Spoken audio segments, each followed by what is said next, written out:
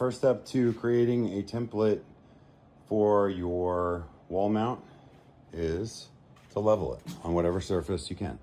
So once it's level this way and that way, and you're off to a good start. So now you see these holes in the back?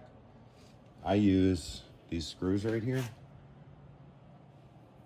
in order to create a mounting point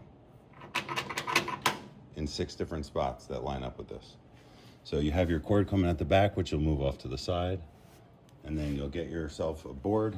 I like to leave a little bit of space underneath, so I use like this foam piece. And then my board, which is cut to, it's plywood, and it's cut to just 2 by 3 foot. And then when you place it on the back, you'll see that it easily covers all the holes. And you just have to center it. So to do that, I'm gonna tape it. So I'm gonna put some tape on and then I'll show you. All right, so I used painter's tape to get it as snug as I can to the back of the unit to where it's like basically pressed up against it. So when I mark it, this one's a little loose, so I'm gonna tighten this one up, put a little extra tape. But again, I try to make it tight, okay? And then you wanna level your board. So the board needs to be level also.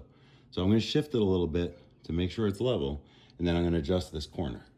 Now you'll see that this piece is level, and then if I put this on top, it's still level. And it's still pretty much level. There's just a little front to back, which is okay. Front to back isn't nearly as bad. All right, so now what I'm gonna do is from the inside of the machine, I'm gonna mark those spots that I'm gonna wanna put these bolts in. So I'll swing it open, and you'll see on the inside, I'm gonna mark where those drills need to go. And then I'm gonna take it off and just drill them in. Now I will cut off the backs of them because they're gonna stick out further, but they're gonna be well anchored. Then all you have to do is take that plate, throw it up on the wall, level, wherever you want, and this will just drop right on.